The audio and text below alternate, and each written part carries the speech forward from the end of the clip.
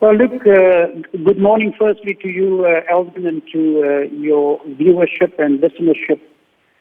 We cannot but all express, grave concern, when we look at the devastating escalation that is underway.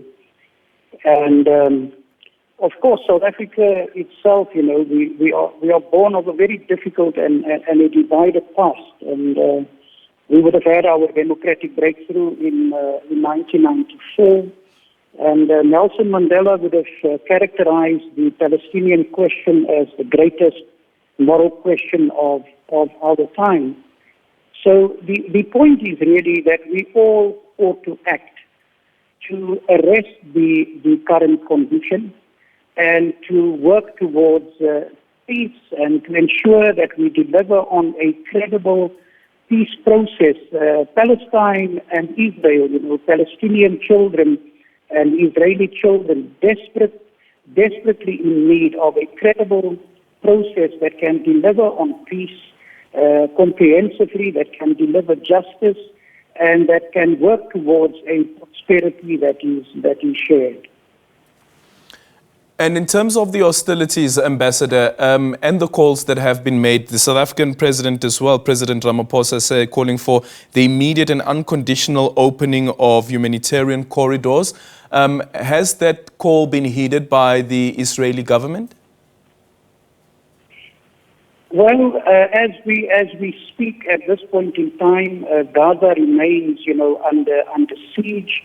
There would have been a report that I would have seen earlier today of relief workers of UNRWA, the United Nations Relief Worker Agency in Gaza. I think 11 or 17 of them that would have perished, in this round of escalation. Movement seems to be limited. There's no movement in and out of Gaza. The Rafah crossing with Egypt would have been taken out, reports suggest, twice. And so people have absolutely nowhere to go. And what is desperately needed, I would want to suggest, is humanitarian corridors, action that ensures that we protect women and children, that we protect civilians, that we protect civilian infrastructure and so on. So that call is a call that all ought to be responding to positively. In fact, if you look at the rules of war, for example, it will deliver, very clear responsibilities to all sides to a conflict to ensure that civilian life, infrastructure and so on, that it is protected. Gaza, as we speak currently, no food going in, no water supply, no electricity supply. It's an absolutely devastating context, and I think South Africa, the continent, the international community at large, we all have a responsibility to act. Human life matters. Civilian life matters. So we need to act. And what then should allies of Israel, in this particular case, speaking about the United States, what should their response be? We know that the Secretary of State, Anthony Blinken, is in the Middle East. And when he left the country, as I was speaking to the ambassador a bit earlier on as well, from Palestine to South Africa, the Secretary of State saying that I'm going there with a very simple and clear message. And that message is that the United States has Israel's back. And we know that they have now also pledged that they will be sending military aid, including fighter jets, to the Middle East. What should the United States response be to this current conflict? I think the global response and the response of all peace-loving nations and people and those who would want to ensure a more just and an equitable world that works for all has to be in favor of peace. The region, in desperate need of a credible peace process. And this peace process, we must all deliver on. There are a plethora of UN resolutions that actually guide us in this regard. Two-state solution, a just and comprehensive peace between Israel and Palestine. It is there.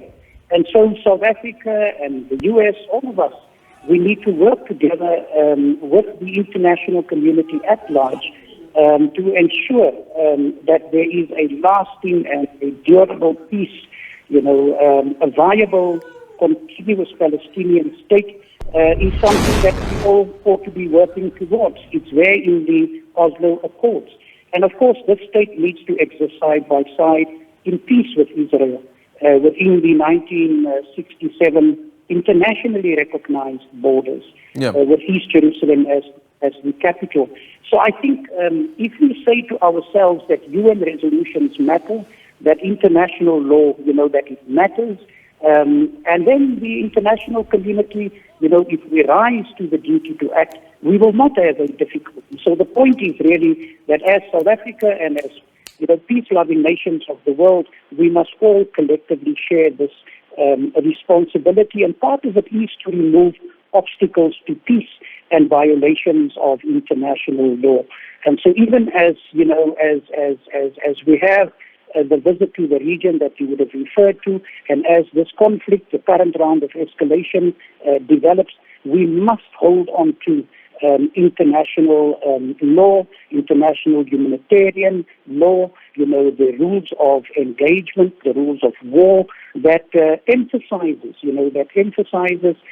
protection of civilian life, that emphasizes protection of civilian infrastructure and so on. We cannot but hold on to these ideals and these commitments that are there, in the large body of international expression on the Palestinian question. Quick one, Ambassador. Tomorrow, the United Nations Security Council is meeting to discuss the conflict between Israel and Hamas. Your thoughts on this meeting, also considering that there was a previous meeting over the weekend, and even out of that meeting, we didn't find a consensus? Well, look, I think we must continue to prioritize peace.